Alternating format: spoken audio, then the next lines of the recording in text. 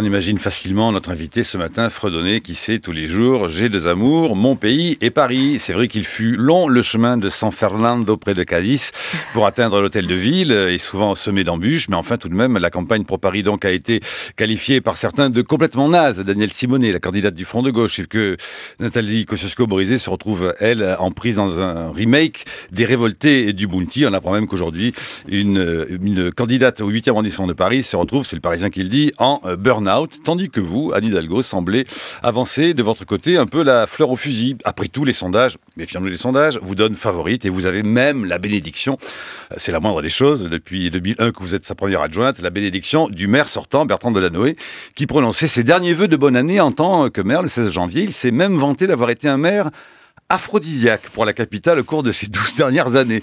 Aphrodisiaque par les temps qui courent, c'est un mot à manipuler avec précaution, certes, mais enfin, sans doute pas pour tout le monde. Aphrodisiaque, car c'est souvent le problème de Paris, vous le savez, que l'on reproche, devenu trop bobo, trop riche. La capitale semble avoir oublié son côté populaire, qu'elle célèbre pourtant en grande pompe, chaque fois à coup d'exposition, notamment encore en ce moment, à l'hôtel de ville de Paris, avec l'exposition Brassailles pour l'amour de Paris. Ah, l'amour, toujours, encore l'amour. Alors, Anne Hidalgo, ce Paris populaire n'a-t-il aujourd'hui plus sa place que dans les musées et les vitrines, ou en tout cas loin du centre-ville? Les grands chantiers à venir profiteront-ils à tous les Parisiens? La végétaliso-piétonnisation de l'avenue Foch et ces Parisiens du Grand Paris, ceux qui habitent les franges de la capitale et qui chaque année s'installent un peu plus loin, verront-ils la ville du centre un peu plus accessible, qui sait, avec quelques nouveaux téléphériques? On verra, on pourra transposer la question que tout le monde se pose pour le Parti socialiste en ce moment.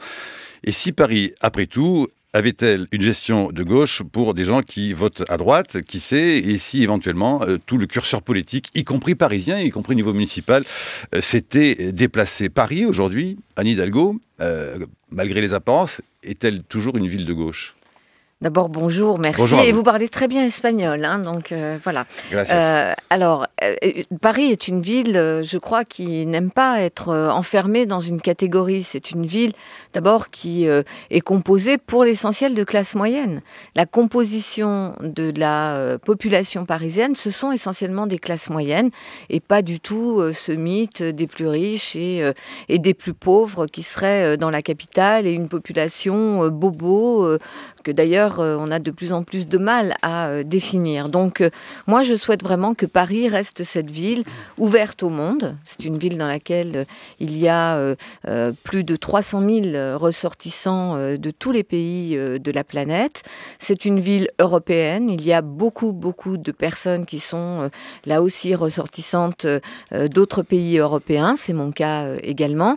Et puis c'est une ville qui est active. C'est une ville dans laquelle on a besoin d'offrir du logement, c'est pour ça que j'en ai fait ma priorité, offrir des possibilités de déplacement, mais on n'est pas obligé de se déplacer uniquement avec une voiture individuelle au diesel extrêmement polluante. Il y a d'autres solutions que je propose, et Paris doit être une ville très attractive de tous les créateurs. Créateurs sur le plan économique, créateurs d'entreprises, c'est ce qu'on est en train de faire puisqu'on est vraiment en position leader, par exemple, sur la création de start-up, mais aussi avec des commerçants, des artisans, un commerce de proximité qui est d'une très grande vitalité. Et donc voilà, Paris, c'est tout cela, et c'est plein de controverses, plein de très belles envies de se bagarrer sur des projets d'une ville. Moi, j'ai porté des grands projets urbains depuis 2008 aux côtés de Bertrand Delanoë, et c'est une ville avec une grande vitalité démocratique aussi, beaucoup d'associations, beaucoup de conseils de quartier, beaucoup de citoyens qui ont envie de prendre une part active à la vie de leur ville. Bien sûr, nous reviendrons sur des questions typiquement, si j'ose dire, et spécifiquement parisiennes, mais bien sûr, quand on prétend devenir maire de Paris, on est forcément aussi amené à commenter, à s'intéresser de très près à l'actualité nationale de la Bouscaël, et notamment, on le sait donc désormais, le cumul des mandats. Oui, qui a été voté hier. Le non-cumul des mandats a été voté hier. Exactement. On oppose souvent une vision parisienne de ce sujet à une vision peut-être plus provinciale. C'est plus facile pour un élu de Paris, un élu national, de s'engager sur le non-cumul que pour le maire d'une ville, c'est vrai, de 50 000 habitants en province, qui a envie de peser, qui doit se rapprocher des sphères parisiennes pour faire avancer ses dossiers, sa ville, sa région. Est-ce que vous n'avez pas peur, Anne Hidalgo, que cette loi que vous soutenez depuis longtemps, vous dites que le non-cumul c'est une des priorités pour vous, que cette loi ne bloque l'accès finalement pour les maires des petites communes à la vie politique nationale? Non, vraiment, le cumul des mandats est un modèle archaïque que certains continuent à défendre, puisque la loi, hier, a été combattue. Je regarde la droite parisienne, et y compris mon adversaire, Mme Kosciusko-Morizet, qui ont voté contre. Donc, à gauche, elle n'est pas soutenue non plus par tout le monde de manière très déterminée. Bien sûr, mais je parle de ce qui me concerne et de mes convictions. Moi, je l'ai appliquée, y compris à Paris, en obtenant, avant même que la loi ne soit votée, que des maires d'arrondissement qui étaient aussi parlementaires renoncent à leur mandat de maire d'arrondissement. Donc je pense que c'est très archaïque de penser encore la France des territoires avec cette idée que pour peser, il faut être ou sénateur ou député. Je crois beaucoup à la décentralisation, je crois beaucoup au rôle des villes, au rôle des régions. Et donc cette loi sur le non-cumul, elle donne aussi plus de force à celles et ceux qui seront engagés dans des mandats locaux pour exprimer ces mandats locaux. Donc pour moi, c'est vraiment une loi. D'ailleurs, dans la plupart des pays autour de nous, des pays européens, il n'y a plus de cumul de mandats. On prend un exemple, l'Espagne à côté de nous. C'est un pays dans lequel, si vous êtes maire d'une grande ville, ça n'est pas sous-évalué par rapport au mandat de sénateur ou de député. La France est vraie championne d'Europe du bien cumul sûr. des mandats. Puisqu'on a une loi maintenant. L'est encore jusqu'en 2017 à Hidalgo. Ça va prendre un petit peu de temps avant 2017. À Paris, c'est tout de suite. Et il va se passer 3 ans. Ça s'explique quand même par des particularités, par des spécificités du système politique français. Oui, ça s'explique par une histoire aussi, par la centralisation qui a toujours été quand même une dominante de l'organisation des institutions et des pouvoirs en France. Et puis, oui, ça s'exprime par surtout cette centralisation et une culture politique qui fait que, vous savez, le cumul des mandats, ça a fait que finalement, les femmes, les jeunes, des personnes qui ne sont pas forcément issues des métiers traditionnels qui fournissent la représentation nationale ont été écartés de la vie politique. Et mais l'inverse ne sera pas automatique. Je pense que si. Vous savez, par exemple, moi je l'expérimente. Je parle à la fois en conviction et en expérience. Le fait de dire non-cumul des mandats à Paris, là, pour cette élection, avant même la loi, ça m'a permis de faire monter des femmes, des jeunes femmes, qui vont être tête de liste dans des arrondissements, qui sont des arrondissements dans lesquels la gauche a des chances de l'emporter, pas des arrondissements terre de mission. Donc on voit bien que le non-cumul m'a permis, par exemple, dans le 14e arrondissement, Karine Petit, moins de 40 ans, elle brigue la tête de liste. Dans le 9e arrondissement, Pauline Véron, pareil, moins de 40 ans. Dans le 12e arrondissement, Catherine Baratti-Elbaz, pareil. Donc on voit bien que ça permet de faire monter aussi une génération. Le problème est des femmes. Le problème du cumul des mandats, c'est que finalement, il y avait une sorte de reproduction du système avec des hommes, très peu de femmes qui accédaient à ces responsabilités politiques. Et ça va donner de l'air. On n'a pas la garantie que ça va donner de l'air, justement, au Parlement. Que la composition sociologique des assemblées va être modifiée. Vous avez raison, il faut aussi que les partis politiques s'emparent du sujet, parce que pour le Parlement, ce sont les investitures, elles sont faites chez nous toujours au PS, par des votes des militants dans chaque circonscription, mais en même temps, on voit bien qu'il y a quand même un rôle prédominant des partis politiques. Si un parti politique dit parité dans les investitures aux législatives, avec l'idée que des femmes soient dans des circonscriptions gagnables par leur formation politique, ça change tout. Nous, c'est ce qu'on a obtenu quand même de haute lutte au PS, avec les femmes du PS, où on s'est bagarré pour dire la parité, c'est pas simplement 50% de candidates, c'est aussi des candidates qui peuvent gagner. Parce qu'il y a aussi des bachos au PS.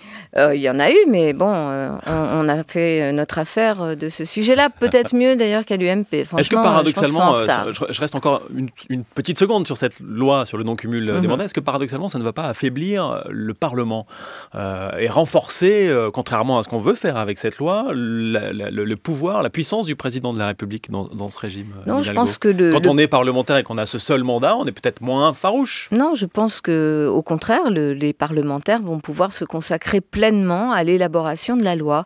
Et l'élaboration de la loi, c'est pas la même chose que gérer une collectivité et s'occuper des services publics municipaux. Donc, je crois que chacun sera vraiment dans son rôle. Ça va renforcer la démocratie. démocratie dans notre pays. Et comment observez-vous aussi, au fond, les annonces du président de la République sur l'idée qu'il faut remettre un peu à plat le millefeuille territorial? On vous sait, vous très attaché à un Paris métropole.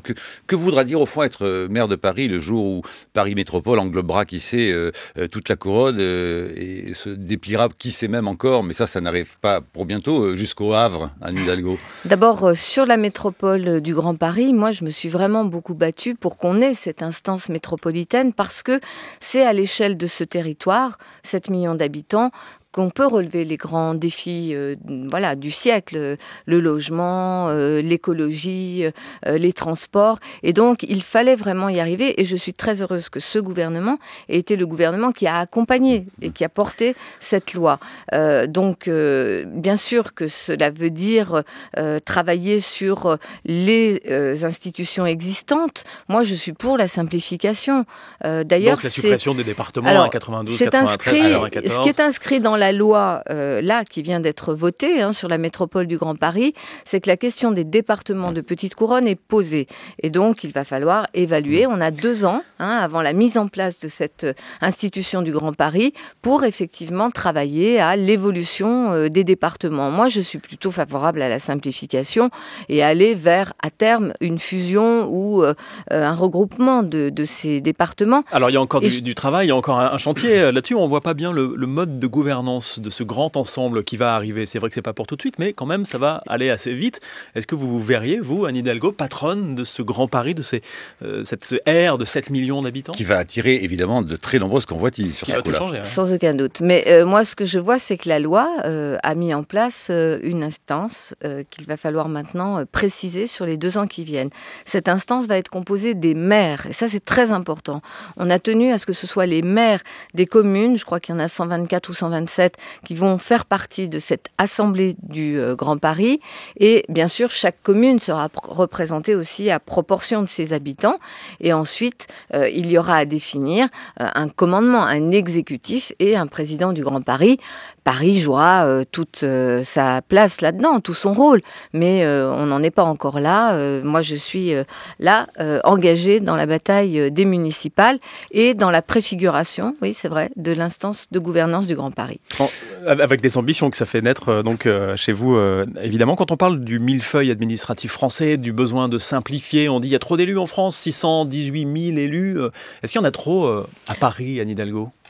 Non, je ne crois pas qu'il y en ait trop. Je pense qu'il faut simplifier l'organisation administrative et institutionnelle. Je trouve que l'idée de dire, par exemple, dans les métropoles, le fait de regrouper les départements, mais de voir si leurs compétences sont bien assumées par exemple, les métropoles, ça, c'est une piste. Deuxième piste qui a été avancée et à laquelle moi je souscris, c'est l'échelle des régions en France. L'échelle des régions, avec 22 régions, on n'est pas du tout à l'échelle des grandes régions au niveau européen. Et je pense que c'est bien d'avoir mis aussi sur la table. C'est pas simple, bien sûr. Ça veut dire que il y a des regroupements de régions. Donc peut-être que 2 régions, ça n'en fait plus qu'une. Et donc un président au lieu de 2, un exécutif au lieu de 2. Et donc il faut régler les questions institutionnelles et de personnes. Mais je trouve plutôt positif. Beaucoup de personnes. On sait que l'entente, pourtant dans le même camp politique, par exemple, entre en général le maire de Paris et le président de la région Île-de-France est au plus mal. Même la façon de représenter d'ailleurs l'Île-de-France, vous avez remarqué, c'est un donut. Il y a un trou au milieu, par exemple. C'est comme s'il n'y avait pas Paris au milieu de l'Île-de-France. Il y a quand même vraiment du travail. Non, mais il y a des relations qui sont importantes. C'est vrai que, par exemple, vous prenez la géographie d'une région comme l'Île-de-France, avec une grande métropole au cœur de la région. Au cœur du donut. Qui fait 7 millions d'habitants, voire même 10, et une région qui en fait 12, ça pose des problèmes. Et là, je pense qu'effectivement, l'élargissement des régions, pour l'Île-de-France comme pour d'autres, peut être vraiment une belle solution pour donner aussi plus de puissance à nos territoires. Ce n'est pas simplement la question des élus, est-ce qu'il y en a trop ou pas assez, ou qui s'accroche à son pouvoir. C'est quand même aussi donner plus de puissance à nos territoires. Vous avez remarqué que le président de la République a tout de même aussi dit qu'il fallait que l'État absolument réduise son train de vie, ses dépenses, contracte les budgets. Dites, vous allez avoir du travail parce que le maire de Paris, lui, pendant au moins 10 ans, de 2000 à 2011, les dépenses de la ville ont bondi de presque 45%. Non, écoutez, d'abord, il faut parler des choses de façon sérieuse. Nous sommes tout à fait sérieux. Non, mais je pensais plutôt à mon adversaire qui essaye d'introduire des confusions dans les chiffres. Quand on parle du train de vie, on parle, par exemple, des frais de bouche, on parle... Du nombre d'adjoints. Je vous parle de la masse salariale. 42% de hausse de la masse salariale. Ça, c'est pas le train de vie, c'est le fonctionnement d'une collectivité. Les dépenses de la ville. Je reviens à ce qu'est le train de vie. Le train de vie, moi, je ne vous parle pas du train de vie. Et après, je vais vous parler du fonctionnement. Ouais. Mais le train de vie, c'est effectivement ce que, par exemple, les élus, et on a connu ça avant 2001 à Paris, et vraiment, franchement, le maire de Paris, Bertrand Delanoë, a fait un travail là de nettoyage qui a été extrêmement important. Il faut toujours, bien sûr, se projeter dans cette idée qu'on peut faire des économies. Mais vous savez, moi, j'ai connu, quand on est arrivé à l'hôtel de ville en 2001, il y avait 3 voitures, 3 chauffeurs par cabinet. Il y avait 40 adjoints au maire de Paris. Bref, on a fait du boulot. Il y avait 40 000 personnes à la mairie, il y en a 50 000 aujourd'hui. Mais parce que vous confondez volontairement ce qu'on appelle le train de vie, ce qui n'est pas acceptable et qu'il faut continuer effectivement à diminuer, et le fonctionnement d'une ville.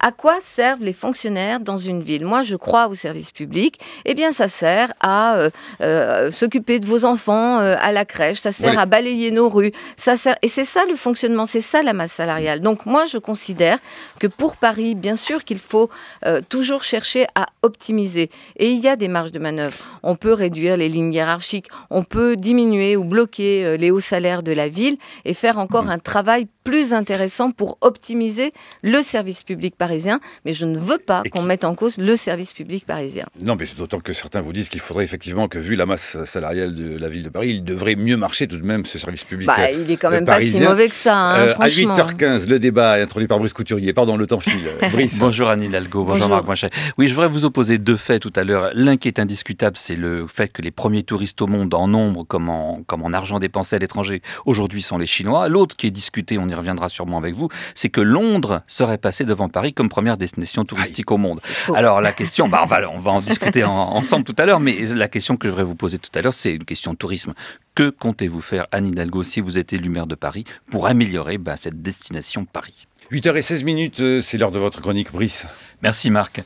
Simon Cooper, éditorialiste du Financial Times, écrivait en novembre dernier, je cite, « Lorsque je suis venu m'installer à Paris en 2002, j'ai refusé de croire ceux qui disaient « Pourquoi la métropole la plus charmante du monde est-elle aussi la plus hostile ?»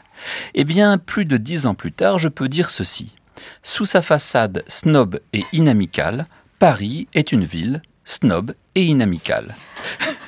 Et Simon Cooper dégrenait les griefs habituels. Les Parisiens sont élitistes, mal élevés, agressifs, leur comportement, leur mode de vie et jusqu'à leur façon de penser, tout chez eux est stéréotypé.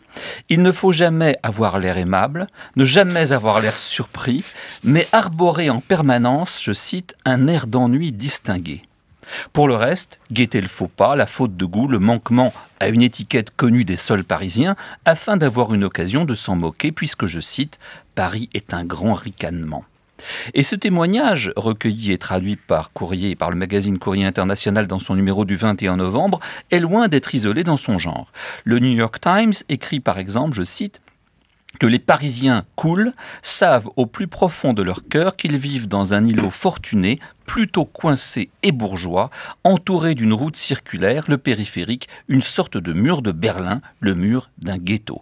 Quant à la Repubblica péruvienne, elle oppose, elle, le Berlin la cool, où il fait bon vivre, à Paris la Bourge, qu'il cultiverait l'entre-soi. Alors, sur cette réputation dont vous nous direz, Anne Hidalgo, à quoi il faut l'attribuer, les Brits, nos ennemis héréditaires, se sont engouffrés. Ils prétendent que pour la première fois l'an dernier, le nombre de touristes ayant visité leur capitale aurait dépassé ceux qui viennent séjourner dans la nôtre. Une véritable guerre des chiffres s'en est suivie entre Londres et Paris, chacune disputant à l'autre le titre de première destination touristique. La mairie de Paris persiste à affirmer, je cite, que Paris est restée la ville la plus visitée du monde devant Londres, si l'on compare ce qui est comparable. C'est-à-dire l'Île-de-France avec le château de Versailles et surtout Euro Disney avec le Grand Londres. Pourtant, le bas niveau de la livre sterling ne rend-il pas le shopping à King's Road plus attractif que rue de Rivoli? Alors, Londres ou Paris, Paris ou Londres, quelle est la première destination du monde? Eh bien, je vais mettre tout le monde d'accord. D'après les Nations Unies et leur Organisation mondiale du tourisme, les derniers chiffres connus, qui sont ceux de 2012, classent ainsi les capitales les plus visitées au monde.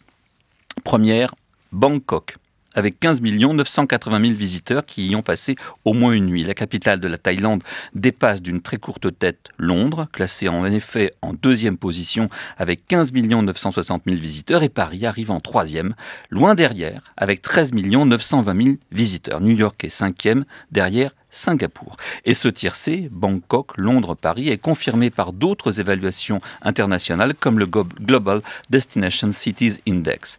Mais n'ergotons pas, une chose est sûre, Paris doit faire preuve d'imagination pour demeurer sinon la première destination, en tous les cas l'une des toutes premières, car le tourisme est en train de changer. Les premiers touristes du monde sont à présent les Chinois, avec 83 millions sortis du pays, pour un montant de dépenses à l'étranger de 75 milliards d'euros, chiffre 2012, qui est en progression spectaculaire de l'ordre de 30% d'une année sur l'autre. Ce sont donc ces grands amateurs de shopping et de gastronomie qu'il faut désormais attirer chez nous. Or, la France n'arrive qu'en 8e position dans le palmarès des destinations préférées des Chinois, selon Travel Zoo, loin derrière le Japon, première destination souhaitée, les États-Unis. Alors, que ferez-vous si vous êtes élu maire de Paris pour améliorer encore la destination Paris? Anne Hidalgo. La chronique de Brice Couturier sur franceculture.fr. Anne Hidalgo. Bravo, très belle chronique. D'abord, Paris reste la ville la plus visitée au monde. On est autour de 16 millions de touristes étrangers par an. On attend les dernières données qui vont tomber prochainement, mais le rythme, l'accueil des touristes étrangers cette année a été très, très haut. Il y a eu une progression de 5%, donc on s'attend à ce que les chiffres soient confirmés. 29 millions de touristes tout confondus, parce qu'il y a aussi beaucoup de tourisme à l'intérieur du pays, et la destination Paris reste une très belle destination. La rivalité avec Londres, elle est là. Elle est d'ailleurs, j'ai été invitée par vos collègues de la presse anglo-saxonne la semaine dernière, et j'ai créé un petit début de polémique outre-Manche, puisque j'ai dit que j'étais très heureuse que Londres soit la banlieue de Paris, et que j'étais vraiment ravie aussi de l'émulation entre nos deux villes.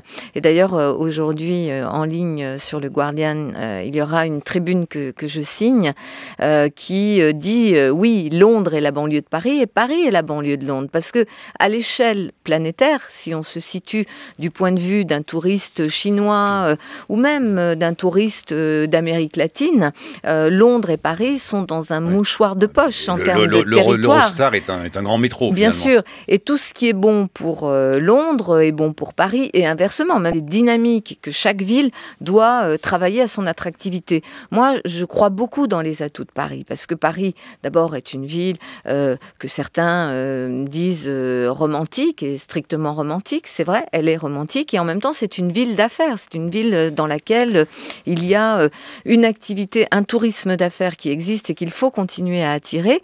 Et puis, c'est une ville aussi qui a son identité dans les grandes villes monde. Et moi, je ne veux pas échanger cette identité parisienne contre des grands, je dirais, schémas qui circuleraient à l'international. Par exemple, je finis juste là-dessus, mais nos commerces de proximité, nos marchés parisiens, qui sont quand même quelque chose que beaucoup de grandes villes nous envient, eh bien ça, moi, je veux le mettre en avant aussi dans l'attractivité de Paris. Il y a la gastronomie, il y a ces commerces alimentaires qu'on a réussi à préserver grâce aux artisans et aux commerçants, mais aussi grâce à un rôle de la ville, et notamment l'urbanisme de la ville a été en faveur de Anne cela. Hidalgo, Brice Couturier, on parle du commerce, effectivement, vous venez de le dire également, l'ouverture des commerces le dimanche à NKM, votre conférente. Des commerces, je veux dire même des franchises. Hein, oui. C'est avalanche de franchises quand même. NKM c'est dit, les mêmes bruits partout maintenant. C'est le maire de Paris qui décide de ça. Et une signature suffit pour ouvrir les commerces le dimanche? Eh bien, vous savez, moi, je pense que Paris, d'abord, Paris est une ville dans laquelle il y a beaucoup plus de commerces ouverts le dimanche qu'à Londres. Parce que, justement, on a tout notre tissu de commerçants de proximité qui ont une autorisation, les commerces alimentaires, pour ouvrir le dimanche. C'est pas suffisant. Oui, mais sauf que si vous ouvrez des grandes surfaces alimentaires le dimanche, eh bien, vous tuez le commerce de centre-ville. Et ça, c'est un modèle urbain que je ne souhaite pas. Donc, moi, je continuerai, en déplaise à mon adversaire, Madame Kosciusko-Morizet, qui est pour la dérégulation. Moi, je considère qu'il faut soutenir le commerce de centre-ville, les petits commerçants et artisans qui sont un atout. Je finis là-dessus. Mais quand même, une ville comme New York, vous savez qu'elle est venue chercher les prestataires, les concessionnaires qui organisent les marchés alimentaires dans Paris. Ils sont venus les chercher pour essayer d'introduire des marchés alimentaires modèle marché parisien à New York. Donc, et nous, on va se passer de ça. On va rentrer dans un grand moule mondialisé en oubliant qu'on a cette spécificité qui est magnifique. Le commerce le dimanche, les grands magasins le dimanche, il y a des propositions qui sont sur la table de Jean-Paul Bailly qui sont tout à fait intéressantes. Moi, je souhaite de la discussion, de la négociation, de la concertation, des contreparties pour les salariés et qu'on réexamine les zones touristiques parisiennes, bien sûr. Mais je ne suis pas pour la dérégulation. On voit bien les dégâts que ça a provoqué. Les Champs-Élysées ouverts le dimanche ou fermés? Aujourd'hui, ils sont déjà ouverts le dimanche. Donc, ça fait partie des zones touristiques. Moi, je propose qu'on ait cette discussion sur les zones touristiques, mais pas à la mode Nicolas Sarkozy, qui considérait que là où il y avait finalement les fameuses zones sans aucune contrainte pour ouvrir le dimanche, les salariés n'ont non plus aucune contrepartie et même pas droit au volontariat. Donc ça, c'est pas possible. C'est pas le modèle que je défends. Je le laisse à d'autres. Mais en tous les cas, je pense qu'on peut progresser. Rendre Paris plus attractif, c'est continuer à avoir plus de chambres, d'hôtellerie, une hôtellerie adaptée. C'est le Grand Paris aussi. Le Grand Paris, c'est aussi la fusion des organismes publics qui s'occupent de la valorisation du tourisme. Voilà, moi je l'ai dit depuis très longtemps, ça n'a pas de sens d'avoir un organisme régional et un organisme parisien. Donc je prône vraiment qu'on mette nos forces en commun pour promouvoir effectivement Paris et sa région, parce que vous l'avez dit, il y a Versailles, il y a Euro Disney, il y a des très très beaux endroits, Giverny, enfin bref, il y a des endroits qui sont vraiment très aimés et très attractifs. Cela dit, on sait que le maire actuel se met immédiatement comme une Lamborghini de 0 à 100, très en colère en 5 secondes. Quand on lui dit, on lui fait observer, ce qui n'est tout de même pas faux et qui est généralement rejeté par le maire de Paris d'aujourd'hui et qui c'est par vous. Quand on lui dit qu'au fond, à faire tous ces efforts de tourisme, ces efforts aussi de végétalisation, ces enlèvements de voitures, cette espèce de confort de ville pour le touriste, on en vient par en faire une ville musée. Ce que ne contestent pas d'ailleurs les touristes qui trouvent que Paris est une ville charmante, mais qui manque tout de même de niaque et de ce niaque qu'on aimait dans Paris, y compris du Paris la nuit, où tout de même aujourd'hui, aller dans un bar après 2h du matin, pour ceux qui peuvent aller dans les bars après 2h du matin en tout cas, ça devient quelque chose d'extrêmement compliqué. Tenez déjà, ça date pas de vous, cela dit après tout, cette idée que Paris deviendrait une ville de plus en plus morte, ressemblant à Limoges. Amis auditeurs de Limoges, ne m'en veuillez pas. Regardez, en 78, Guy Debord écrivait dans Ingiro mimus nocte et consumimi rigni, il disait « Paris, alors, dans les limites de ses 20 arrondissements, ne dormait jamais tout entier et permettait à la débauche de changer 3 fois de quartier dans chaque nuit. On n'avait pas encore chassé et dispersé les habitants, il restait un peuple qui avait 10 fois barricadé ses rues et mis en fuite des rois. C'était un peuple qui ne se payait pas d'image. Les maisons n'étaient pas désertes dans les centres-villes ou revendues à des spectateurs de cinéma. La marchandise moderne n'était pas encore venue nous montrer tout ce qu'on peut faire d'une rue. Personne, à cause des urbanistes, n'était obligé d'aller dormir au loin. » Cette critique, elle reste assez juste aujourd'hui quand même. D'abord, Paris n'est pas une ville-musée. Ça, c'était le débat d'ailleurs de la campagne municipale de 2001, où on nous comparait souvent à Venise en disant est-ce que c'est le destin de Paris ? Bien sûr qu'il y a des très beaux musées, des très beaux bâtiments et qu'on doit les protéger, les préserver, ce que nous faisons. Mais en même temps, aujourd'hui, le débat n'est plus là. Plus personne ne compare Paris à Venise. On se compare à Londres, on se compare à New York et oui, mais on se compare à Tokyo, à Londres et à New York pour etc. dire que l'énergie de Paris a disparu par rapport à New York ou à Londres? Pas du tout, parce qu'on a retrouvé d'abord la part qui devait être la nôtre dans l'invention, dans la créativité. Et vous savez, il y a eu des inventions symboliques et très concrètes qui ont marqué ce retour de l'innovation. Je pense à Vélib et Autolib. Moi, beaucoup de grands dirigeants, de grandes entreprises de mode m'ont dit, vous savez, à partir du moment où Paris a recommencé à inventer sur son mode de vie, à donner ce signal à l'étranger, beaucoup se sont dit, tiens, il se passe quelque chose. Il y a à nouveau un microclimat, un écosystème qui est favorable à la création à Paris. Et aujourd'hui, Paris est une ville qui attire les créateurs. Vous voyez ce que vous dites, ce sont de grands dirigeants d'entreprise, c'est pas le Paris du peuple qui vous félicite d'avoir fait Autolib. Bien sûr que si. Ah bah ça, je peux vous dire que ça, c'est l'invention, la force symbolique d'une invention comme Autolib ou Vélib qui fait voir à ceux qui travaillent notamment beaucoup avec l'étranger qu'on a renoué avec la création. Quand on est la capitale européenne et même au-delà des startups, c'est ça aussi. On a un écosystème qui attire des professions très demandées à travers le monde, et notamment dans les grandes métropoles, les développeurs, tous les créateurs qui sont à l'origine de beaucoup de startups et de belles aventures industrielles, on les attire à nouveau. Et ça, oui, pour moi, c'est très important. S'ils veulent aller boire un coup la nuit, ils peuvent pas. Alors qu'à Madrid, ils peuvent. En Espagne, ils peuvent. L'urbanité, la question de la ville espagnole, justement, je parle. Je sais à qui je dis ça. Les temps de la ville. Oui, l'urbanisation et ce qu'on appellerait même l'urbanité, au fond, à Paris, se retrouve quand même très coincé dans les heures de bureau. Alors, d'abord, sur la question de la nuit, c'est vrai qu'on avait été alerté il y a déjà quelques années. On a fait des états généraux de la nuit.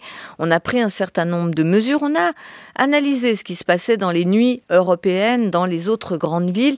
C'est pas si clair que ça. C'est-à-dire que dans la plupart des grandes villes, ce sont des quartiers qui se sont un peu spécialisés sur la nuit. C'est un peu le cas aussi à Paris. On a la chance à Paris d'avoir des professionnels de la nuit avec des gens sérieux, responsables, qui prennent en considération les questions économiques, mais aussi les questions de sécurité et de voisinage. Donc moi, je travaille avec ces professionnels-là pour qu'effectivement, Paris ne s'endorme pas. Ça passe aussi par des évolutions. Je les ai proposées. L'évolution du métro la nuit. On peut aller assez vite sur, par exemple, les lignes automatisées. C'est beaucoup moins compliqué pour les faire circuler 24 heures sur 24. Je pense à la ligne 1, la 14, et comme je propose que la ligne 4, qui sont des grosses lignes, soit aussi automatisée, ça peut nous permettre d'aller assez vite. Et sur les autres lignes, il faut qu'il y ait une offre pour avoir besoin, pour avoir l'envie de se déplacer la nuit. Il faut qu'il y ait une offre pour accueillir. Il y a une offre. Que Harris Bar ferme à 2h du matin. Il y a une offre. D'ailleurs, vous savez, moi, je suis allée voir, voilà, et participer à cette nuit parisienne pour voir effectivement quelles en sont les complexités et les atouts. Donc, on a des vrais atouts qu'il faut travailler avec les professionnels, travailler sur les questions de sécurité, parce que, par exemple, ce qui se passe autour des Champs-Élysées et rue de Ponthieu, ça n'est pas acceptable. Il y a des patrons de nuit qui sont des gens très responsables, et puis il y a quand même des lieux qui sont des lieux qui posent des problèmes énormes de sécurité. Donc ça, j'y travaille. Mais surtout, une de mes propositions, c'est d'avoir un maire adjoint qui soit chargé de la nuit à Paris, qui travaille la nuit, qui travaille avec tous ces professionnels de la nuit.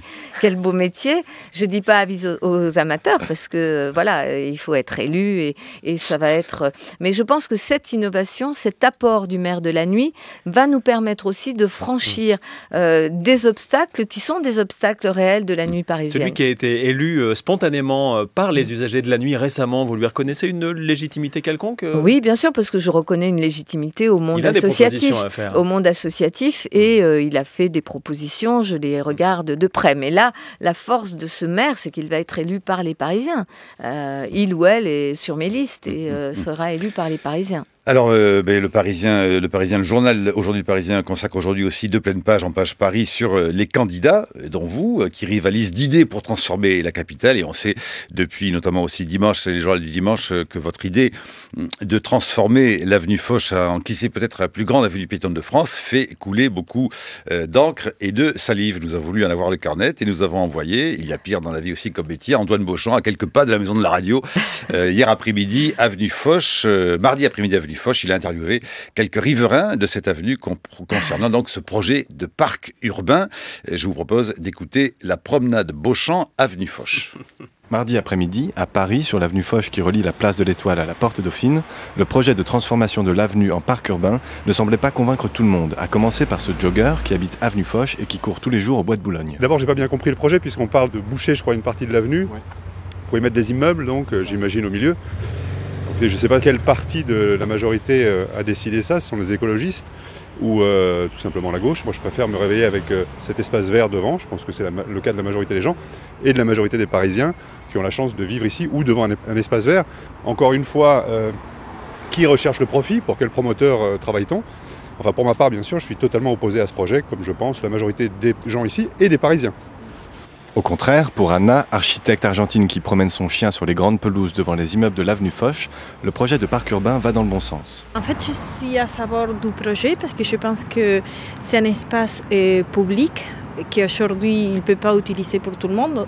C'est seulement desservi pour les voies de sortie de quelques maisons résidentielles.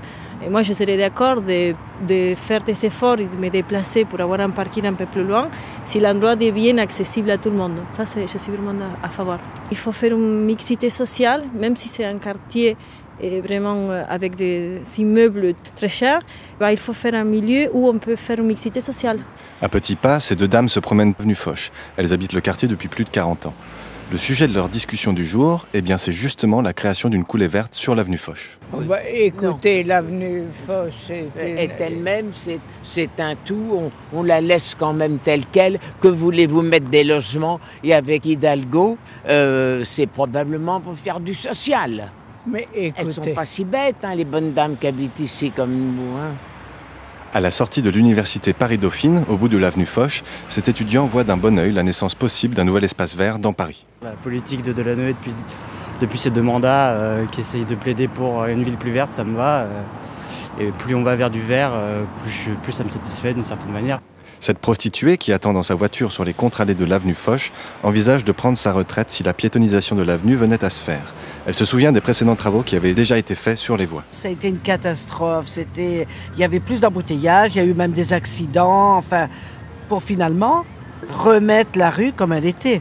Et quand on évoque avec elle la création de logements sociaux dans le quartier, le propos se fait un peu plus ironique. Ils vont faire des logements sociaux ici? Ça, j'y crois pas du tout. Voilà, promenade d'Antoine Beauchamp, avenue Foch, Anne Hidalgo. D'abord, sur l'avenue Foch, au départ, c'est un projet porté par des architectes qui ont travaillé. Il y a une belle intuition dans ce travail. Moi, j'ai envie de l'accompagner. Une intuition qui est de dire, on peut prolonger le bois de Boulogne, le faire rentrer dans Paris. C'était d'ailleurs la vocation de l'avenue Foch, telle que conçue par Haussmann, mais aussi Alphand, qui sont les dessinateurs aussi, les paysagistes et urbanistes du bois de Boulogne. C'est une avenue qui est très large. C'est une avenue qui est très large, elle fait 140 mètres de largeur. Comparée aux autres avenues qui sont autour de l'Étoile, elle est vraiment très très imposante. L'idée de faire rentrer le bois dans Paris à partir de la porte Dauphine est une très belle intuition. Il ne s'agit pas de construire sur l'avenue Foch, là-dessus, soyons très clairs. On peut aménager la partie plus proche de l'Arc de Triomphe et voir comment mieux accueillir les touristes sur ces espaces qui peuvent être embellis. Mais surtout, ce qu'a révélé ce travail des architectes, c'est que on peut réaménager la porte Dauphine.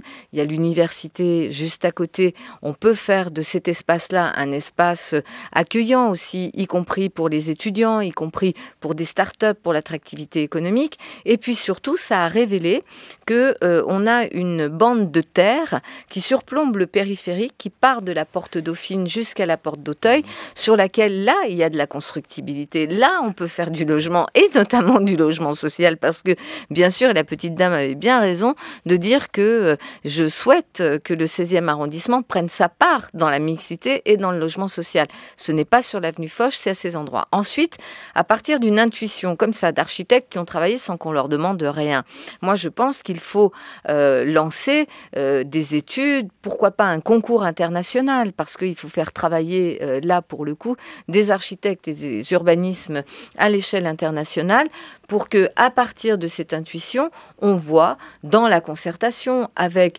les riverains, mais pas que, quand même, l'avenir de l'avenue Foch, ça concerne Paris et sa métropole. Donc qu'on y mette vraiment toutes celles et ceux qui ont un intérêt. Mais je peux vous dire que Outre-Manche, ça les intéresse beaucoup, oui, parce que je vais tout à l'heure sur l'avenue Foch et il y a beaucoup de journalistes justement britanniques qui viennent voir, qui se disent oula, il se passe un truc là. Ça va encore une fois de plus à augmenter les bouchons. Mais non, d'abord, vous savez... Elle sert aux voitures, Non, elle sert très peu à la voiture. Il y a très peu de passages automobiles qui ont été comptabilisés. Et donc, d'abord, il faut changer de mode de déplacement. À proximité de l'avenue Foch et donc le long des Maréchaux, je veux prolonger le tramway. Ça aussi, ça fera débat. Agnès Benassi-Kéré. Oui, alors sur le sujet du logement, qui est quand même la première préoccupation, ce sujet va être totalement revu avec le Grand Paris. C'est un des objectifs du Grand Paris, c'est de desserrer l'étau du foncier. Vous voulez construire du logement social, c'est un jeu de bonne taux, puisqu'il y aura moins de terrain pour le privé. Donc finalement, au total, on a un problème de place. Voilà. Quand on regarde la petite couronne, les densités sont très différentes. Bien sûr. Donc comment est-ce que vous voyez les choses concrètement? Oui.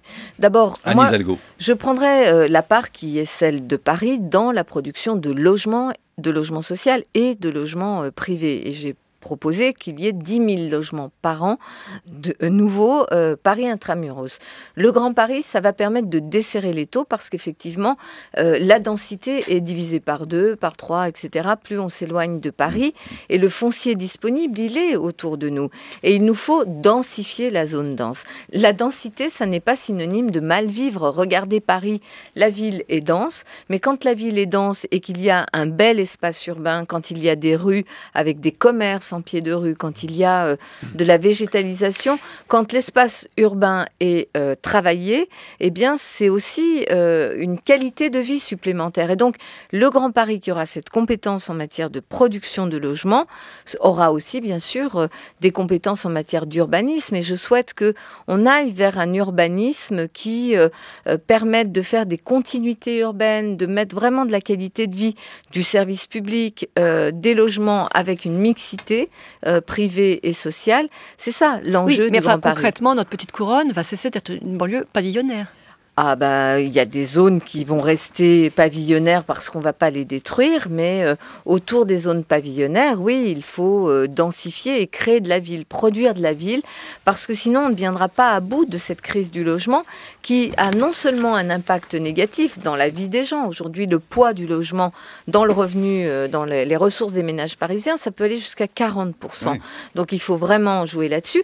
Et en plus, ça a un impact négatif dans les entreprises, la pression qui existe, pression salariale liée à la difficulté de pouvoir d'achat, est en grande partie liée dans notre pays et dans des zones en tension comme Paris et la Petite Couronne à la question du logement. Si vous comparez les situations allemandes et françaises, vous voyez bien que le poids du logement, y compris dans le climat social et dans la pression salariale dans les entreprises, est majeur.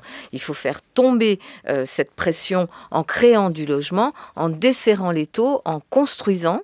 Et notamment la hauteur des immeubles. Alors bien sûr, là où c'est possible, pas partout. Là aussi, il y a eu tellement de ratages dans les années 60-70 que certains pensent qu'il n'est pas possible de faire de la qualité avec de la hauteur. J'invite tout le monde à venir voir ce qu'on est en train de faire à Clichy-Batignolles, sur la ZAC Paris-Rive-Gauche, dans le 13e arrondissement, des immeubles de 15 étages, de 50 mètres, de très grande qualité, quand on fait appel à des très bons architectes, que ce soit pour le social ou pour du logement privé, c'est tout à fait possible. Bien sûr, il faut sortir de ces tabous-là, respecter l'identité des villes et des territoires, des quartiers, mais tout ça est compatible si on coordonne nos efforts et si on se fixe des niveaux d'exigence très élevés en matière de qualité architecturale, de qualité de vie et de qualité environnementale. Mais cela dit, quelle est la marge de manœuvre de la politique que vous êtes sur tout de même la spéculation foncière? Parce que créer des logements sociaux, vous voulez même devancer au fond le quota des des 25% exigés par la loi Duflot pour aller à 30% de logements sociaux en plus sur Paris. Enfin, la spéculation, c'est elle qui quand même fait qu'aujourd'hui, les loyers sont de plus en plus chers et font fuir quand même les gens qui gagnent le SMIC. Si on gagne le SMIC, c'est très dur de vivre à Paris, Anne Hidalgo. Bien sûr. Même 2 fois le SMIC. Même 2 fois le SMIC. Et beaucoup de jeunes actifs sont en difficulté. C'est pour ça qu'il y a une pression très forte vers le logement social. Parce que le niveau de prix du logement social, en gros, à Paris, c'est au maximum 12 € le mètre carré. Après, vous avez un vide sidéral parce que les loyers que vous trouvez dans le secteur privé sont à 25, 30, 40 € le mètre carré. Donc, c'est entre ces 12 € et ces 30 € qu'il faut produire du logement. C'est pour ça que j'ai appelé le secteur privé à se mobiliser. Je leur ai proposé un pacte. Je leur ai proposé de venir justement remplir ce vide-là pour proposer du logement à des prix abordables. Oui, donc, pour l'instant, il ne le fait pas vraiment parce que regardez, la BNP, par exemple, a racheté les immeubles entiers dans Paris pour les revendre très rapidement et ça fait flamber les prix. Alors, comment on lutte contre cela ? D'abord par le plan local d'urbanisme. C'est un outil puissant qui appartient au maire.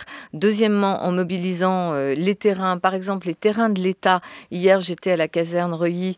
On va pouvoir produire 630 logements dans le 12e arrondissement parce qu'on a obtenu un prix de cession de l'État qui est quand même compatible avec la production de logements et de logements sociaux. Et j'ai en discussion plus de 500 logements avec l'État sur différents sites. On mobilisera aussi toutes les possibilités de construction sur les zones d'aménagement concerté. Il en existe encore, heureusement. Et puis, je veux aussi mobiliser parcs vacants locatifs, et ça avec le secteur privé. Dernière toute petite sur question. Le logement, est-ce qu'il n'y a pas aussi une marge de manœuvre en termes de mobilité, que les gens restent en moyenne près de 20 ans dans le logement social à Paris? On sait que la devenue dans le logement social est plate, c'est-à-dire que vous avez autant de chances d'être dans le logement social quasiment si vous êtes dans le premier décile et dans le dernier décile de revenus. Est-ce que ça, il n'y a pas quand même quelque chose à faire pour faire de la place pour des ménages plus modestes? Alors, si on reste longtemps dans le logement social, c'est qu'il n'y a pas d'offre sur le secteur privé. Donc, il faut vraiment travailler de concert l'offre de logement social et celle de privé. Ensuite, moi, j'ai proposé aussi une refonte des conditions d'attribution. On a mis beaucoup de transparence, heureusement, avec Bertrand Delanoë dès 2001. Mais je propose maintenant que toutes les offres de logement social soient connues, publiques, soient accessibles sur un site internet, qu'on sache quels sont les logements pour lesquels on peut postuler, que chacun puisse postuler, chaque demandeur puisse postuler en fonction de l'offre, y compris de logement social disponible, et que l'on puisse avoir un peu, à l'instar de ce qu'ont fait des villes comme Rennes, un système de cotation des demandes et des logements pour rendre justement plus fluide l'accès au logement social, donc, et plus transparent aussi. Donc toutes ces propositions sont dans mon projet Paris qui ose. En tout cas, du 7 au 17 février se déroulera le carnaval de